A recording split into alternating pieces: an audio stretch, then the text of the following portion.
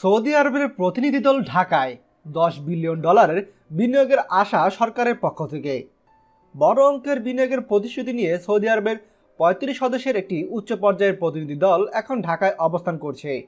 Saudi যুবরাজ মোহাম্মদ বিন সালমান মনোনীত এ প্রতিনিধি দলের নেতৃত্ব দিবেন দেশটির অর্থ ও পরিকল্পনা মন্ত্রী মোহাম্মদ আল তোজাইরি এবং বাণিজ্য ও বিনিয়োগ বিষয়ক মন্ত্রী doctor Majid bin Abdullah Al কাসাবি।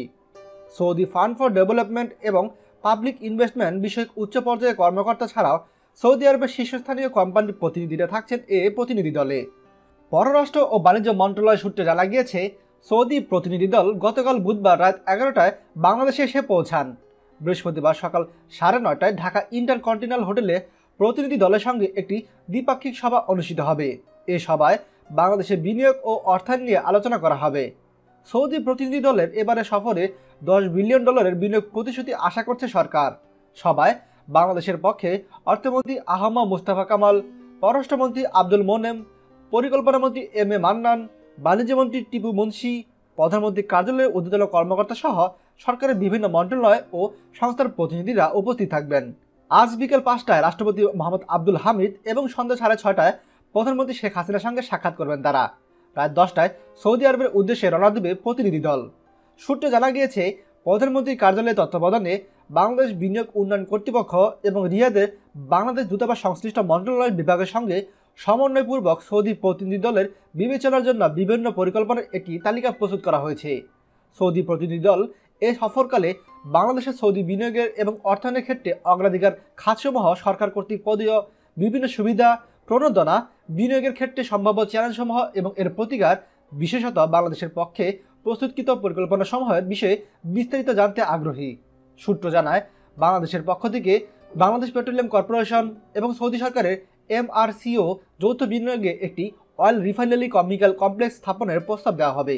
এতে প্রাথমিকভাবে ব্যয় ধরা হয়েছে $7 থেকে $15 বিলিয়ন। এছাড়া যৌথ বিনিয়োগে একটি ইউরিয়া ও অ্যামোনিয়া সার কারখানা স্থাপনের বিষয়ে প্রস্তাব দেওয়া হয়েছে। এতে প্রাথমিকভাবে ব্যয় ধরা হয়েছে $2 থেকে $3 বিলিয়ন। পাশাপাশি বাংলাদেশে জ্বালানি মন্ত্রণালয় এবং সৌদি ডেলিম এর যৌথ বিনিয়োগের কম মূল্যে বিদ্যুৎ উৎপাদন করে নেপালে রপ্তানির জন্য হাইড্রো আইপিপি শীর্ষক প্রকল্প বাস্তবায়ন, সরকারি পর্যায়ে ও 12টি এবং বেসরকারি পর্যায়ে 17টি সহ মোট 29টি প্রকল্প বিনিয়োগের জন্য প্রস্তাব করা হবে।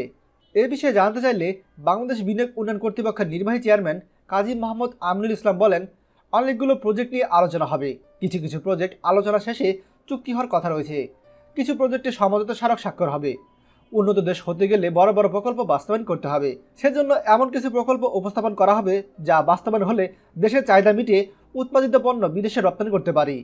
আপনারা সকলে জানেন, যুবরাজ মোহাম্মদ বিন সালমান গত মাসে পাকিস্তান এবং ভারত সফর করেছে এবং পাকিস্তান এবং ভারত সফরে তিনি পাকিস্তান এবং ভারতে বড় বড় বিনিয়োগের আশ্বাস দিয়েছেন। এবার হয়তো তিনি বাংলাদেশে না আসলেও তার সহযোগী দুজনকে বাংলাদেশে পাঠাচ্ছেন।